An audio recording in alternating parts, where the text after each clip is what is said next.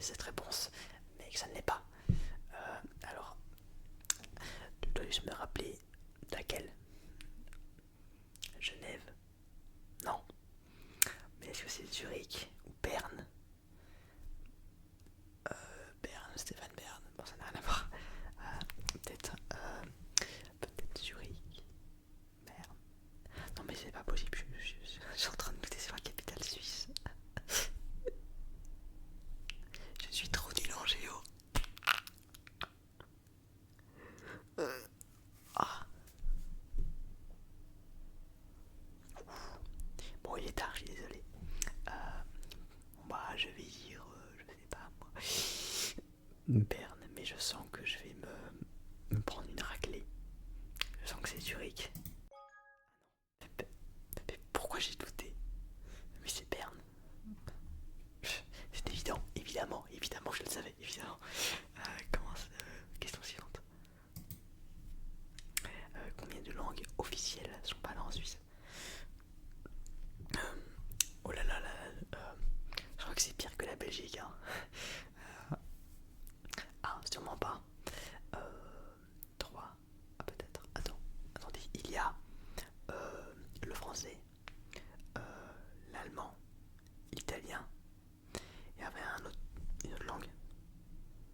Le, le, l'euro, le machin truc, roman, ou je sais pas quoi. Ça fait 4. Ça fait 4. Oui. Je crois que ça doit être 4, mais je suis pas certain. Allons, le romanche, d'accord. J'étais pas très loin. Le romanche, l'allemand, l'italien et le français sont les 4 langues officielles de la Suisse. Bon, d'accord. Pour le moment, c'est un sans faute. Donc c'est très bien. Question suivante. Combien de pays sont frontaliers avec la Suisse? Alors je suis très nul en géo, mais ça ne doit pas être si compliqué que ça. Il y a du coup la France, l'Italie, l'Allemagne, bon la voiture, France, Italie, Allemagne. Il y a un pays là, oui, l'Autriche. Et ben je crois que c'est tout. Je crois que c'est 4. Moi je crois que c'est 4. Il n'y en a pas un cinquième. Je sais plus. C'était quoi? L'Autriche, la France, l'Italie. Oh, faut arrêter. Le Liechtenstein. Oh, ce petit machin ridicule. Oh, on s'en fiche. Je suis désolé pour tous les Liechtensteinois. Oula, je sais pas. Enfin, désolé pour tous les habitants du Liechtenstein qui regardent ces vidéos. Bien que ça m'étonne un petit peu. On sait jamais. Question suivante.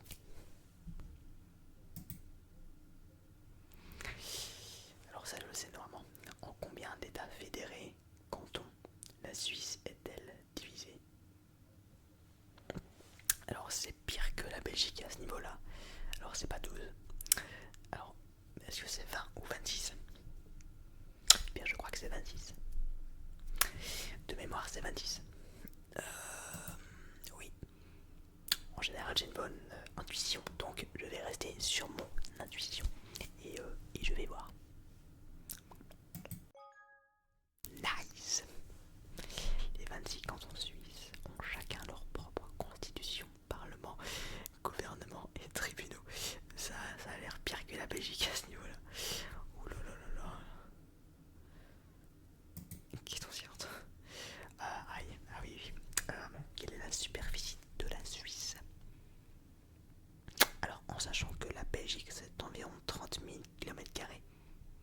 Un truc du genre. Enfin, on est plus proche des 31 000 que des 30 000. Oui, bah je pense. Eh bien, cela doit être 41 285 km². Ensuite, nous avons 75 000 ou 75 541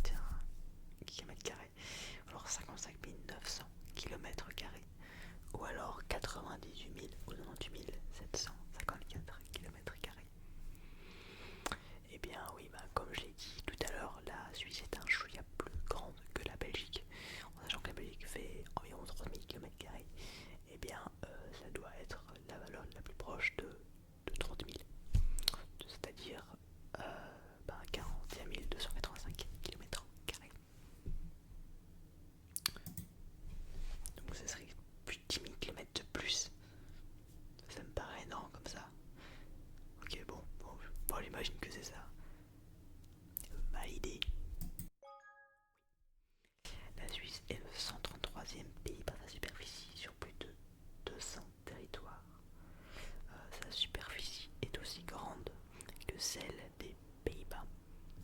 D'accord, oui. Oui, bah c'est assez logique.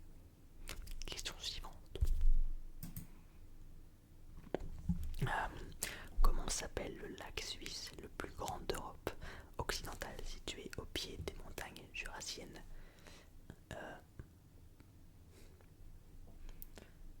Bah, j'ai été là. Bah, je crois que j'y suis déjà allé. Donc je crois que c'est effectivement le lac Léman. Donc le lac de Neuchâtel, le lac de Bienne, le lac de Constance, le lac Léman.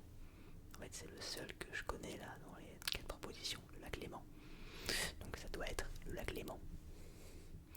Oui, c'est le plus. Oui, on appelle le lac suisse le plus grand d'Europe, oui, c'est là, occidental. Oui, ça doit être ça, le lac Léman. Bah, il est. Donc pour le moment, j'ai. Oui, seulement une réponse fausse, en sachant que j'hésitais entre 4 et 5. Donc pour le moment, pas si très bien. Juste ce qui n'est pas bien, c'est une boutique. C'est voiture. Elle m'énerve. Question suivante. Oula. Là. Je m'y connais pas en montagne. Quel est le plus haut sommet de Suisse situé dans le massif du Mont Rose? Alors, je viens d'apprendre l'existence du Mont Rose. Donc je n'en ai strictement aucune idée. Le Grand Combin, le Mont Cervin, la Pointe du Four, la Dent Blanche.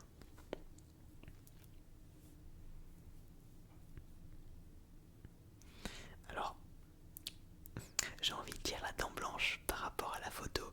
Ça me fait vraiment penser à une canine, mais je suis pas sûr.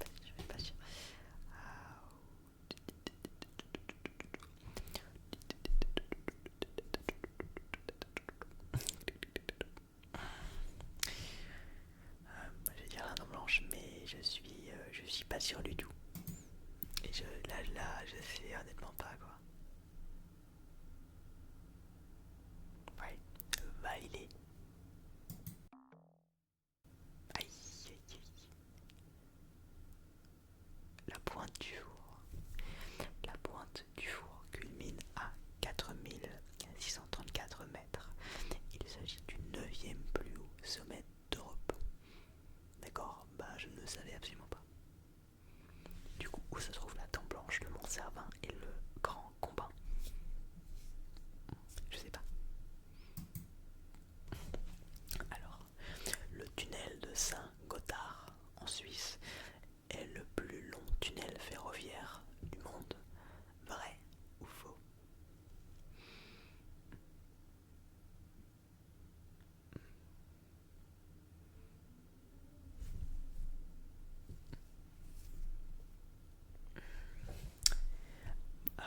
Ah oui, j'en ai strictement aucune idée, mais je suppose que je crois que c'est vrai. Ça doit être vrai. En général, quand je sais pas dans le vrai ou faux, je mets vrai. Bon, validé. Effectivement, ce tunnel mesure 57,1 km de long. Waouh, c'est quand même. C'est quand même. Ces voitures, j'en ai marre. C'est 30 km/h. Bon, question suivante. Juste effectivement, c'est assez énorme. 57,1 km de long. C'est quand même. Oui, bah c'est beaucoup. c'est beaucoup. Alors, quelle est la valeur du plus gros billet en francs suisses?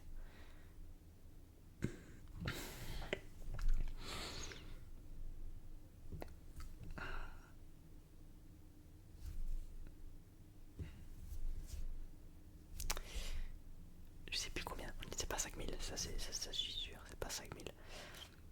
Alors 500, je sais pas. C'est pas comme les euros. 1000. Est-ce que ce serait pas 1000?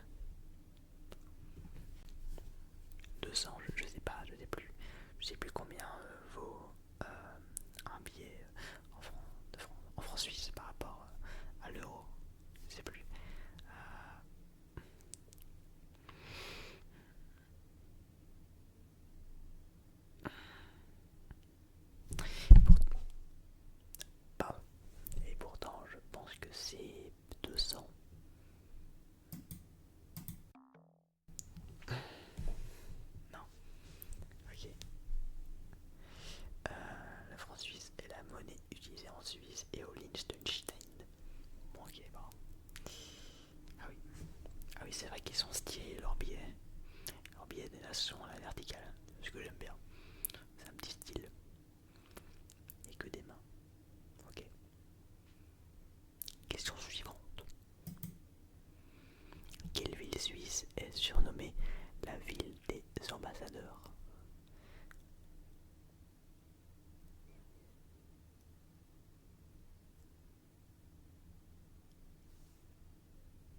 Oula là là là, oula là là là. Lausanne, Bâle, Soleure ou Berne? Alors, en toute logique, s'ils mettent villes moins connues que les autres, c'est que ça doit être une de ces deux villes. C'est ma théorie. Mais alors, est-ce que c'est Bâle ou Soleure? Alors, alors ma théorie, là, j'ai une petite théorie. Bon, un peu fumeuse, mais c'est pas grave. Je pense à Soleure pour soleil. Le roi soleil. Je suis sûr que ça n'a strictement rien à voir, mais je pense que ça peut être un. Et Bâle. C'est un nom pourri pour être la ville des ambassadeurs. Ou je crois pas. Lausanne. Lausanne et Berne, la ville de riches, oui, mais ville des ambassadeurs, je sais pas. Eh bien, je vais dire Soleure. Euh, mais je suis pas certain quoi. Soleure, soleil, oh soleil, ambassadeur, chef. Bon, ouais, bah, bref, je sais pas. Eh bien, j'avais raison. Enfin, peut-être pas ma théorie, mais en tout cas, c'était la bonne réponse. Et c'est quoi l'explication? Soleure est une ville baroque qui accueille les ambassadeurs des rois de France. Non mais c'est lié, c'est pas possible. Les rois de France. Bon, il précise pas le roi soleil, mais je sais pas moi. Moi j'y crois à cette théorie. J'y crois. Question suivante. Où ils ont trouvé cette question d'ailleurs? C'était une bonne question pour ça. J'applaudis. Avec le Rhin, quel autre fleuve prend sa source en Suisse?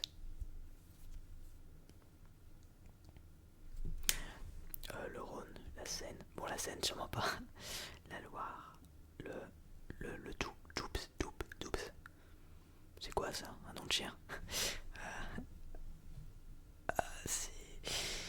Bah, je crois que c'est le Rhône. Oui, j'avais en géo. Oui, c'était les deux fleuves qui commençaient par un R. Rhône et Rhin. Donc je pense qu'il me semble que c'est le Rhône. Validé. Effectivement, le Rhin est présent en Suisse sur 375 km, 375 pour les Français, ou les Canadiens, Québécois. Le Rhône parcourt 264 km en Suisse. D'accord. Ah oui, d'accord. Bon à savoir. Je vais oublier ces chiffres dans 2 minutes. Hein, bon. Pardon. Mais c'est pas grave. Question suivante. C'est en Suisse qu'on trouve le salaire minimum le plus élevé du monde, vrai ou faux? Bon, je pense que tout le monde le sait. Tout le monde le sait. La qualité du vin en Suisse est particulièrement élevée. Donc ça doit être vrai. Enfin, quoique. C'est pas Monaco ou un pays de ce genre.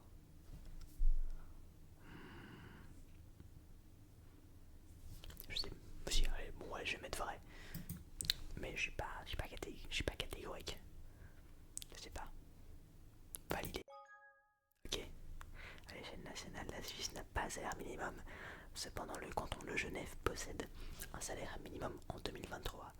4368 francs suisses par mois, soit 4444 euros brut. C'est un record. Effectivement, c'est beaucoup. C'est quand même pas mal. Question suivante. Je suis déjà à la 14e question. Alors, tennisman. Quel tennisman tennisman est né en Suisse, à Lausanne. Alors je suis un grand fan de tennis, donc là je pense que ça doit pas être très compliqué pour moi. Faut que j'arrête d'utiliser le micro. Novak Djokovic, alors non, Novak Djokovic est serbe. Stanislas Wawrinka est né en Suisse, je pense, oui. Bon, le gars il est suisse, d'ailleurs il joue toujours à plus de 40 ans, donc pour ça, bravo. Rafael Nadal, bon, c'est un espagnol. Benoît Paire, lui il est connu pour ses performances vocales très très puissantes sur les cours, plus que ses résultats d'ailleurs, bon, qui sont pas très bons d'ailleurs, mais voilà, c'est une autre histoire. Et c'est un français. Oui, c'est du coup Stanislas Wawrinka ou Wawrinka pour les français qui prononcent les W en V. Voilà, bon, c'est. Bon, bah oui, ça doit être ça. Bon, oui. Bah oui, validé. Oui, c'est Stan Wawrinka, est né le 28 mars 1985 à Lausanne, est un joueur de tennis suisse professionnel depuis 2002 qui a remporté Roland Garros en 2015. Une des seules fois où Rafael Nadal n'a pas gagné Roland Garros, puisqu'il l'a gagné 14 fois, si je ne m'abuse. Oui, 14. J'ai un doute, mais non, mais oui, c'est 14. Oui. Ce qui est hardcore. 1985, donc bah oui, bah là il va avoir 41 ans quoi. Question suivante.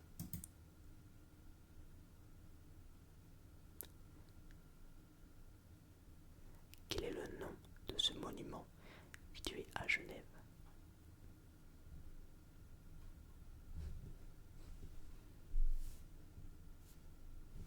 Qu'est-ce que j'en sais? Là je sais pas.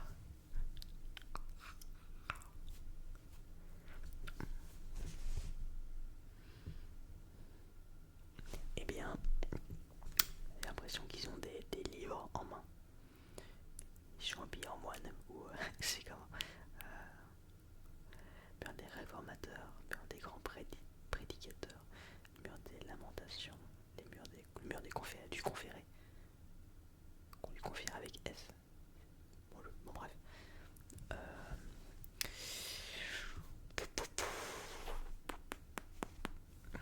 eh bien, je vais dire des réformateurs. Parce que réforme, en général, c'est avec du papier, faire des réformes. Donc je pense que ça doit être ça. Par contre, que signifie ici IH? Ça doit être un E ou alors un M à l'envers, je sais pas. Bon. Sans aucune conviction, mais ça peut être ça, je pense. Moi, c'est une petite déduction là, j'avoue, mais bon, donc tant mieux. Le mur des réformateurs est construit dès 1909 pour le 400e anniversaire de Jean Calvin, je sais pas qui c'est, et le 350e anniversaire de la fondation de l'Académie de Genève, devenue aujourd'hui l'Université de Genève. Le monument est inauguré en 1917. Ok, bah, je savais pas. Bon à savoir, même si je vais pas retenir ça, bon non, je vais pas retenir.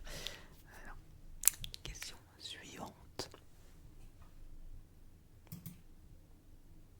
Quel jeu de cartes est très populaire en Suisse?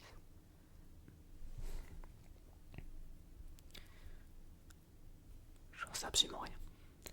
Alors je suis fan de magie, mais moi je connais que Bicycle, qui est un peu la référence, hein, d'accord.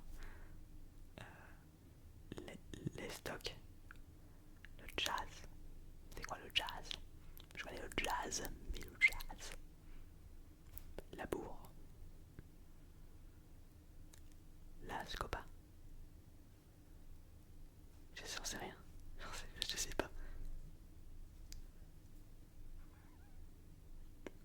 Je vais dire labour parce que ça sonne, ce qui sonne le plus français, même si la Suisse n'est pas que française. Mais ouais, bah je sais pas.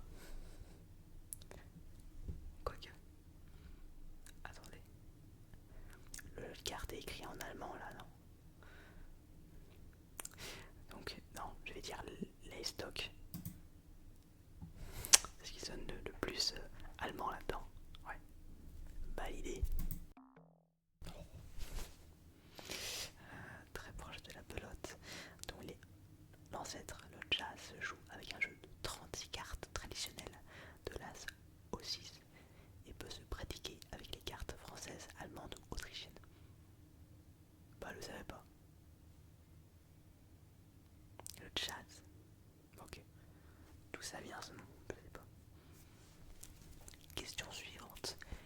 the last question.